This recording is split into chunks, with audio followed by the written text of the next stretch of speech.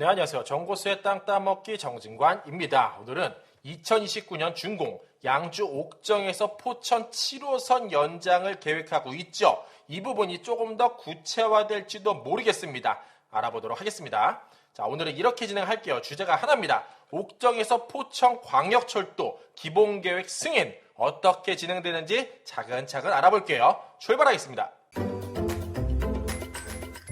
자, 국토교통부 홈페이지 들어가서 22년 10월 17일자 기사를 보시면 돼요. 대광이 옥정에서 포천 광역철도 기본계획 승인이라고 나와져 있고요. 그 보도자료 내용 중에 핵심을 찾아보면 이렇습니다. 경기도 양주시 고읍동에서부터 포천시 군내면까지 총 17.1km, 1조 3,370억 원을 투자해서 29년까지 준공토록 하겠다. 왜 이렇게 빨리 진행되나 봤더니 옥정에서 포천까지 양주 포천 지역 광역교통 확충을 위해서 2019년 예비타당성 조사 면제 사업에 들어갔더라. 자, 그 결과로 수도권 중에서도 교통망이 상대적으로 낙후되어 있는 경기 북부 지역 획기적으로 개선토록 하겠다라고 발표를 했죠. 그 노선도가 이렇게 보시는 바와 같고요. 총 4개역 들어갑니다. 201, 202, 203, 204가 되겠습니다. 자, 가장 먼저 201역 옥정역을 살펴보도록 할게요.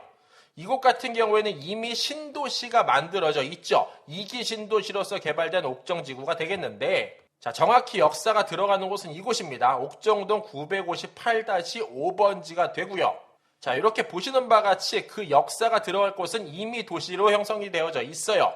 그 좌측에는 이편은 세상 옥정 어반 센트럴, 그 우측에 옥정 센트럴 파크 푸르지오 자리하고 있고요. 그 아래쪽 같은 경우에는 중심 상업시설 자리하고 있습니다. 그래서 이미 먹고 살만한 도시가 형성이 되어져 있고 이들이 누릴 만한 인프라도 갖추고 있는 괜찮은 도시다. 자, 그런데 앞으로 옥정에 커다란 시설 한 군데 들어올지도 모르겠어요. 이게 어쩌면은 옥정의 미래의 그림을 바꿀 수도 있다. 이렇게 말을 해도 과언이 아닌데, 자, 보시면 옥정 센트럴 푸르지오 아파트 그 아래쪽에 이편은 세상 옥정 어반이 있는데 그 바로 우측에 상업시설 들어가 있죠.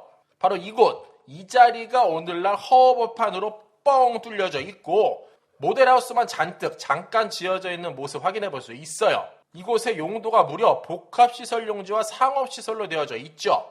옥정 신도시 전체를 놓고 보면은 여기가 가장 핫플레이스임에 틀림이 없고 그 핫플레이스 사거리 코너짜리 땅 이곳에 과연 어떤 것이 들어갈지 많은 이들이 기대하고 있습니다. 자, 저만 기대한 게 아닌 것 같아요. 22년 9월 15일자에 양주시 옥정 신도시에 대형 쇼핑몰 생기나라는 기사 내용을 보면은 그 답이 보이는데 이 뉴스에서는 스타필드 같은 것들이 들어오는 게 어떻겠나라고 언급을 하죠. 그런데 잘 한번 생각해 볼 것은 양주시 같은 경우에는 덕정역에 GTX가 꽂히게 되어져 있어요. 그러면은 기업 입장, 기업 마인드로 한번 접근을 해보면 이쪽 일대에 스타필드나 백화점에 들어가는 것이 맞을지 GTX가 들어갈 덕정역 인근에 조금 더 기다렸다가 만드는 것이 맞을지 한 번쯤 생각을 아니 해볼 수가 없고요.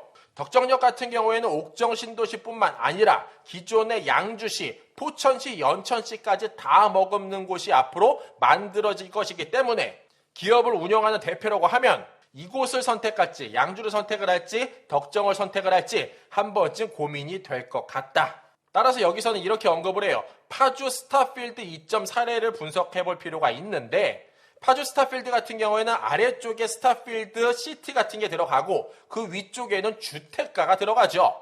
결론은 집 지어서 분양하지 않으면은 요 수익 타당성 맞추기가 쉽지 않을 수도 있다. 그렇게 한번 예상을 해보겠습니다. 자, 다음으로 202 송우역이 되겠습니다. 자, 이곳 같은 경우에는 지도에서 보시는 바와 같이 좌측에는 이미 도시화가 되어져 있고 정거서 머리 살짝 치워볼게요. 우측 아래쪽에는 허벌판 농지로 구성이 되어져 있죠.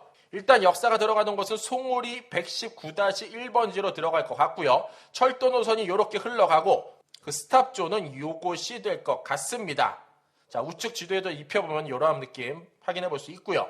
유튜브 상에서 잘 보이실지 모르겠어요. 이렇게 빨간 선이 그려져 있는 것을 확인해 볼 수 있는데 자, 우측 같은 경우에 허허벌판 농지나 임야로 구성되어 있는 이쪽 일대에 이미 도로 계획이 다 끝났고 이쪽 일대 앞으로 무엇이 들어갈지를 한번 정보수가 찾아봤더니 22년 9월 8일 날 국토교통부에서 이렇게 발표를 했어요. 포천 송우 2공공지원 민간 임대주택을 만들도록 하겠습니다. 그 지역은 소읍 송우리, 초가팔리, 이가팔리, 이동교리 일원에 만들도록 하겠습니다. 자, 단독주택도 넣고 근린생활시설도 넣고 아파트도 넣고 준주거, 상업, 업무시설 등등 여러 가지 시설을 역사를 중심으로 만들도록 하겠습니다. 자, 다시 한번 지도를 보면 역사를 중심으로 우측에 아무것도 없던 이곳을 앞으로 그렇게 만들도록 하겠습니다. 자, 그래서 조감도는 이렇게 앞으로 멋진 신도시가 만들어지지 않을까. 다시 한번 요약을 해보면 역사가 들어가기 때문에 신도시가 만들어지는 것인지 신도시가 만들어지기 때문에 역사가 들어가는 것인지는 알 수 없으나 어쨌든 흐름은 그렇게 흘러간다 말씀드리겠습니다. 자, 다음으로 203 대진대학교역이 되겠습니다.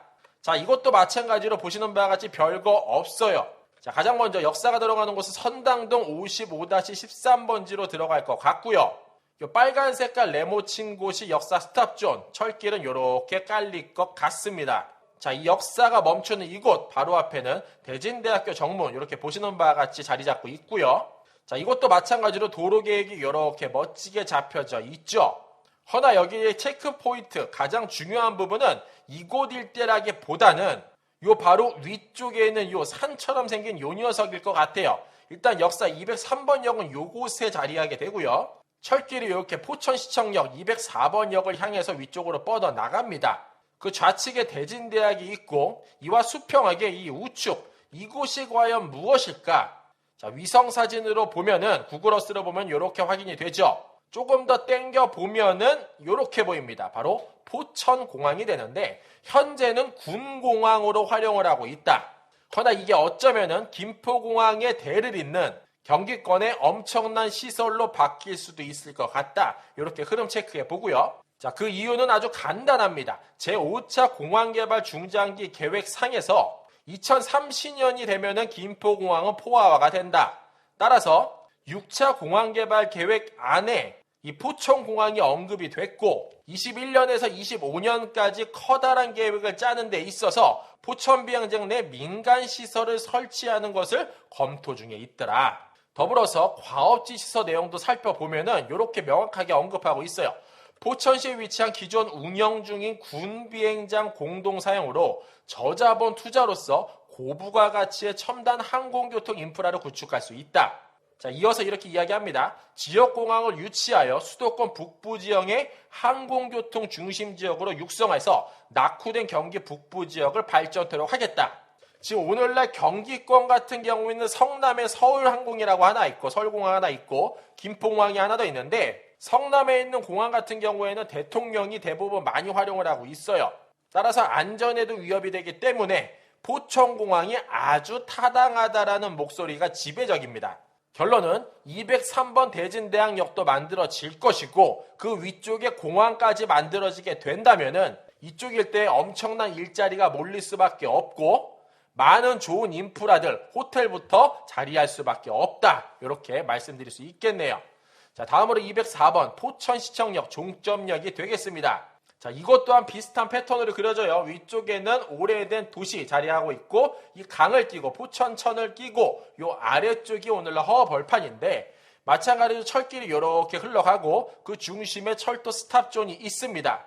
자, 그곳을 중심으로 이렇게 뺑그랗게 도로가 오늘날 이미 자리하고 있고 이 우측 아래쪽에도 이렇게 정보수가 점점점으로 표기를 한번 해봤습니다. 이렇게 앞으로 도시가 만들어질 계획이다. 자, 조금 더 아래쪽으로 요곳을 중심으로 요 아래쪽으로 조금 더 내려와 보면은 이렇게 포천 종합운동장이 자리하고 있는데 이곳 일대에는 이미 이렇게 빨간 선들 보이시죠? 이곳을 중심으로 포천 금호 어울림 센트럴 아파트, 포천 리버 포레세형 리첼, 모아멜과 리더 스파크라는 아파트 단지들이 만들어지고 있고 시간만 지나면 포천 종합운동장을 중심으로 아파트가 빼곡히 만들어질 수밖에 없다. 오늘날 이렇게 보시는 바와 같이 현장은 한창 공사 중에 있습니다. 자, 마무리할게요. 자산 증식의 기본 공식 중에 기본이죠. 공포에 사서 탐욕에 팔아라. 즉 싸게 사서 비싸게 팔아라라는 것으로 해석해 볼 수 있는데 이 이야기는 워렌 버핏이 했죠. 자, 오늘날 부동산 시장을 보면은 이러한 뉴스 많아요. 벼랑끈 영끌족, 금리 인상, 집값 하락의 망연자실. 10년 전 부동산 대폭락 또 터지나 두려운 붕괴 조짐. 다시 한번 글로 가보면 오늘날 공포시장임에 틀림이 없어요. 따라서 워렌 버핏은 이렇게 이야기해요. 공포 때 뭐해라? 사라. 그리고 탐욕 때 팔아라. 자, 우리나라뿐만 아니죠. 미국 같은 경우에도 대폭락 시기에 접어들었기 때문에 전 세계적으로 패닉, 공포임에 틀림이 없다. 허나 여기서 중요한 체크 포인트가 하나가 있어요. 반면에 올해 토지보상금만 전국에 32조 원이 풀린다고 했죠. 수도권에만 무려 84%나 집중해서 나라에서 돈을 뿌린다는 거예요. 자, 어디서는 곡소리 나고 어디서는 로또 100번이 맞아도 벌 수 없는 돈, 그러한 돈이 풀리고 있죠. 무려 여의도 면적이 21배에 달하는 엄청난 면적을 가진 사람들, 1제곱미터부터 엄청나게 많은 면적을 보유한 사람 모두 다 돈을 받고 있어요. 따라서 이 흐름은 언제든지 벌어졌었고 앞으로의 시장을 읽어볼 필요가 있다. 따라서 부동산 반등 시기가 대체 언제쯤 그려질지, 어떠한 뉴스가 나올 때 반등 시기라고 말할 수가 있는지 체크해볼 필요가 있죠.